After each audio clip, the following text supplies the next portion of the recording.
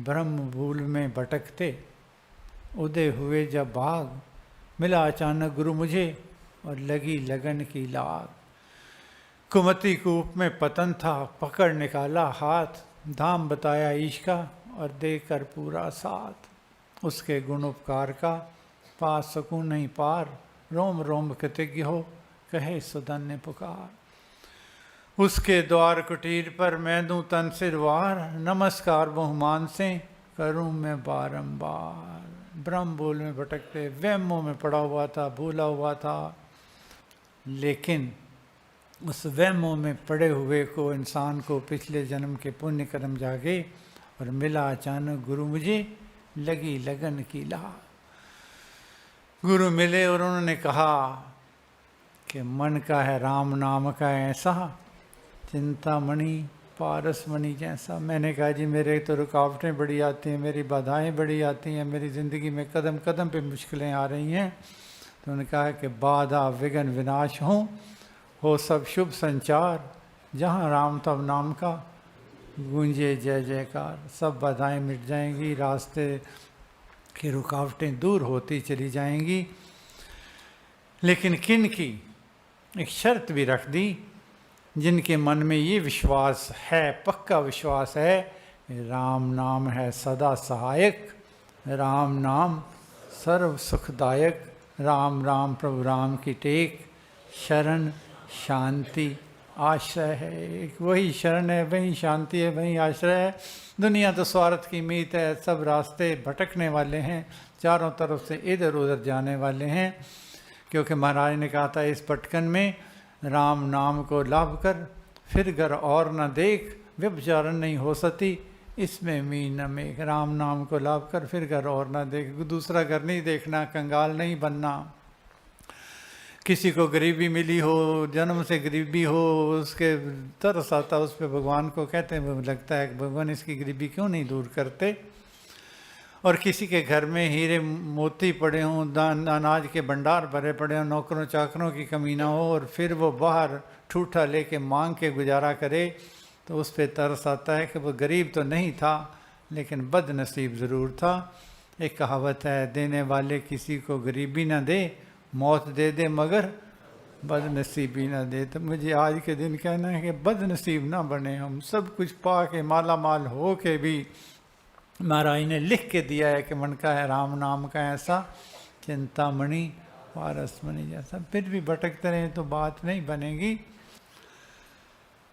महाराज से पूछा गया था कि महाराज राम नाम का उच्चारण आपने करवा दिया, राम नाम का बीज घट मंदिर में बो दिया, ये दीपक घट मंदिर में प्रज्वलित कर दिया, लेकिन हमारी स्थिति क्या है, हमें कैसे पता लगे। तो महाराज ने कहा था अगर आपके जीवन में 3 गुण विकसित होने आरंभ हो जाएं, एक निर्भयता, एक विनीतता और एक सत्यता, अगर 3 गुण आपकी ज़िंदगी में विकसित होने आरंभ हो जाएं तो समझ लेना मेरा भक्ति का मार्ग सही दिशा में है। और अगर ये 3 गुण विकसित नहीं हो रहे तो महाराज के शब्दों में हमारा सिमरन केवल कोरी रटन बन के रह जाएगा, वो बात नहीं बनेगी जो हम चाहते हैं।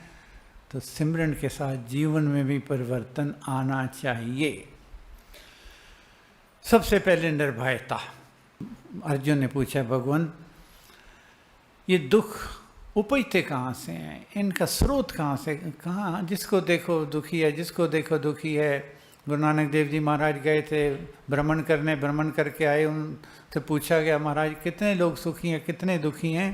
तो उन्होंने कहा था कि नानक दुखिया सब संसार, सारा संसार दुखी है। तो ये दुख उपजते कहाँ से, इनका स्रोत कहाँ से है। तो उन्होंने कहा था कि पाने की लालसा और खोने का भय ये दुखों का स्रोत है। तो भय कहाँ से उपजता है, खोने का भय। हाय पहले पाने की उसकी रहती है, चाव रहता है, और जब मिल जाता था हाय कहीं खो ना जाए, ये धन ना खो जाए, ये जन ना खो जाए।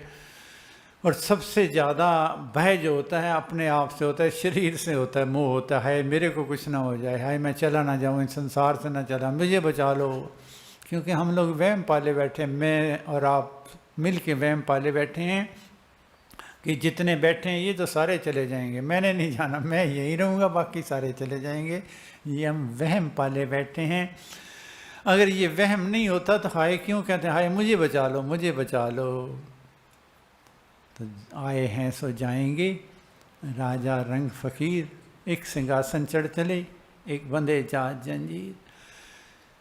चुनना सिर्फ एक बात को है, जाना तो पड़ेगा कि सिंहासन पे चढ़ के जाना है या जंजीरों में बंधे हुए जाना है। क्योंकि महाराज ने कहा है, आए हैं सो जाएंगे, राजा रंग फ़कीर, एक सिंहासन चढ़ चले, एक बंधे जात जंजीर।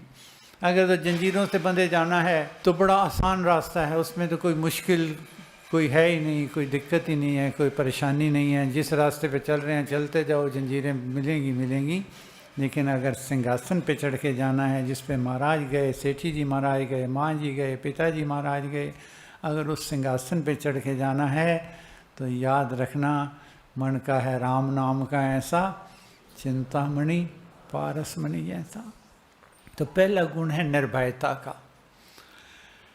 निर्भयता भी कई प्रकार की होती है। निर्भयता एक, अति मोह में निर्भय हो जाता है आदमी, जब मोह बहुत होता है, अति मोह होता है, उसमें निर्भय हो जाता है।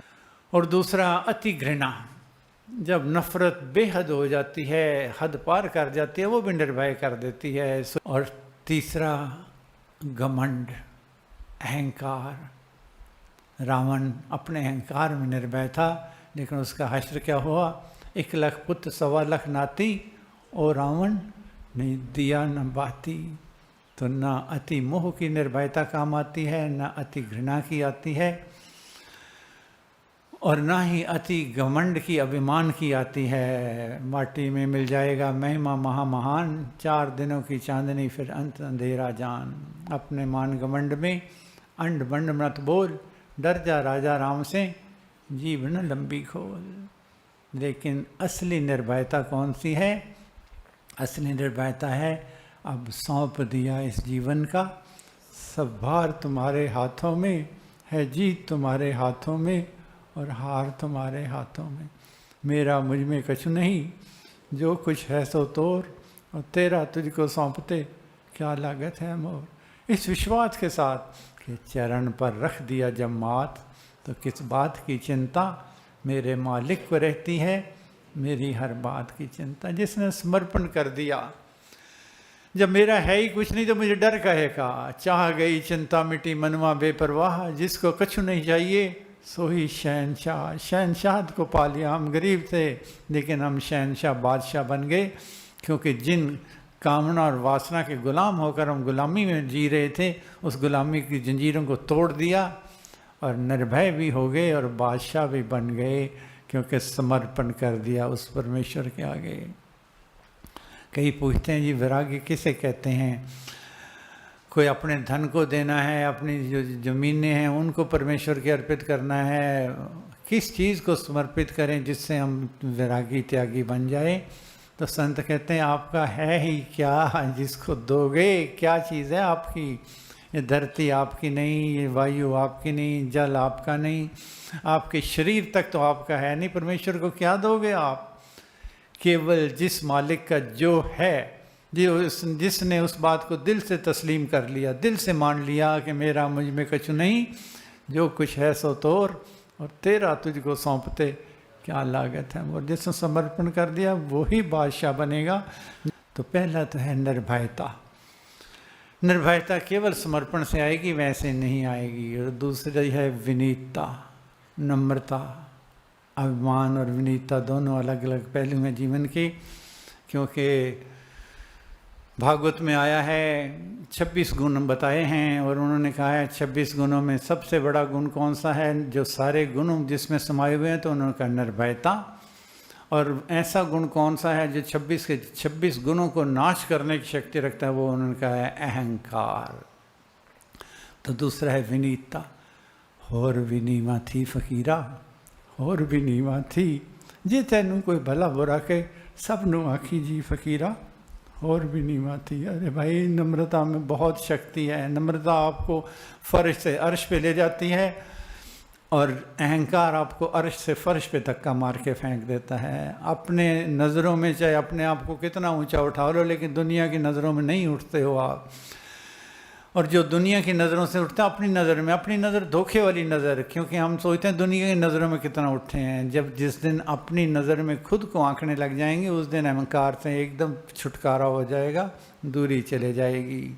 क्योंकि जो अपने आप को अभिमान से ऊंचा ले जाना चाहता है वो कभी नहीं जाता, और जो नम्रता के बल पे अपने आप को जीवन बसर करता है वो हमेशा ही ऊंचा रहता है, किसी के कहने करने से नहीं होता। तो एक निर्भयता, दूसरा नम्रता, और तीसरा सत्यता। सत्यवादी बनना। सत्यता का मतलब जो भी जैसा आप जानते हो उसका अनुकरण करना, उसको कहना, इसको सत्यता कहते हैं। मुझे याद है महाराज को कहा गया था कि महाराज दिल तो हमारा भी करता है सत्य बोलने के लिए, सत्यवादी बनने के लिए, लेकिन हमारी मजबूरियां हैं, हमारा व्यवहार नहीं चलता, हमारे घर बार नहीं चलता, सब जगह झूठ बोलना पड़ता, मजबूरी से झूठ, खुशी से नहीं बोलते, मजबूरी से बोलना पड़ता है, क्योंकि उसके बिना चलता ही नहीं, ना व्यापार चलता है, ना व्यवहार चलता है, ना घर का कार्यकाज चलता है।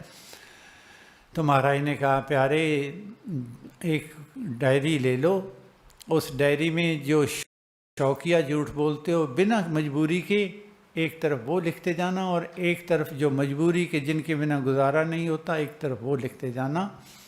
जब आप 10 दिन बाद 15 दिन बाद देखोगे तो 96-96% झूठ जो होंगे वो शौकिया होंगे, और 4% झूठ जो होंगे वो मजबूरी के होंगे। शौकिया झूठ आप छोड़ दो, मजबूरी के मैं छुड़ा दूंगा, मेरा वादा रहा। ये महाराज के शब्द थे। महाराज से पूछा गया महाराज आप कैसे छुड़ा दोगे ये बात, इसका संशय निवारण तो कर दो। कहने के जब आप शौकिया झूठ छोड़ दोगे तो आपकी वाणी में इतनी शक्ति, इतना बल आ जाएगा कि आपकी हर बात को सत्यता के रूप में स्वीकार किया जाएगा। जो भी कहोगे उसको सत्यता के रूप में स्वीकार किया जाएगा। जब आपकी कथनी को सत्यता के रूप में स्वीकार किया जाने लगेगा तो आपकी झूठ बोलने वाली हिम्मत जवाब दे जाएगी, आपके मुंह से झूठ निकल ही नहीं पाएगा, क्योंकि हर बात आपकी सत्यता के रूप में स्वीकार की जाएगी। तो मुझे कहना है आज के दिन कि हमारे जीवन में परिवर्तन जरूर आना चाहिए। अगर जीवन में परिवर्तन नहीं आया, निर्भयता नहीं आई, नम्रता नहीं आई, सत्यता के गुण नहीं आए, तो महाराज के शब्द में दोबारा फिर कहूँगा, माया के भ्रम में भ्रमित होकर जीवन में परिवर्तन न होते हुए हमारा जाप केवल कोरी रटन रख के न रह जाए, इस बात का हमेशा ख्याल रखना है। क्योंकि पूंजी राम नाम की पाइए, पाथे साथ नाम ले जाइए, नाशे जन्म मरण का खटका, रहे राम भक्त नहीं अटका। क्यों? उसने विश्वास किया हुआ है कि राम नाम है सदा सहायक, राम नाम सर्व सुखदायक, राम राम प्रभु राम की टेक, शरण शांति आशा है। आज महाराज जी का प्रकाश दिवस है। प्रकाश दिवस के उपलक्ष्य में मैं तो यही कहूँगा कि जो प्रकाश दिवस के दिन प्रकाशित होकर और महाराज अपने जीवन काल में संसार को प्रकाशित करके गए हैं, वो प्रकाश रोशनी हमारे हृदय में भी प्रवेश करे। क्योंकि महाराज ने कहा है कि राम नाम दीपक बिना जन मन में अंधेर, रहे से ममन तू नाम समाला। फिर वो दीपक हमारा भी प्रज्वलित रहे। दीपक तो प्रज्वलित हो गया है, लेकिन उसको चारों तरफ जो कालिमा फैली हुई है, लोभ की, लालच की, माया की, अहंकार की, नफ़रत की, वो कालिमा दूर हो। क्योंकि महाराज ने कहा है कि संसार में आपका कोई वैरी नहीं है। मैं लिख के देता हूँ, कोई वैरी नहीं है, अपने बनाए हुए हैं जो कालिमा हमने बनाई हुई है। जैसे जग में हो रहो वैसा जग बन जाए, क्यारे में कूप जल वही आकार बनाए। हाथ जोड़ मांगूं हरे, सेवा कृपा प्यार, विनय नम्रता दान दे, देना सब कुछ वार। महाराज के प्रकाश दिवस की बहुत बहुत बधाई हो और बहुत बहुत आशीर्वाद हो।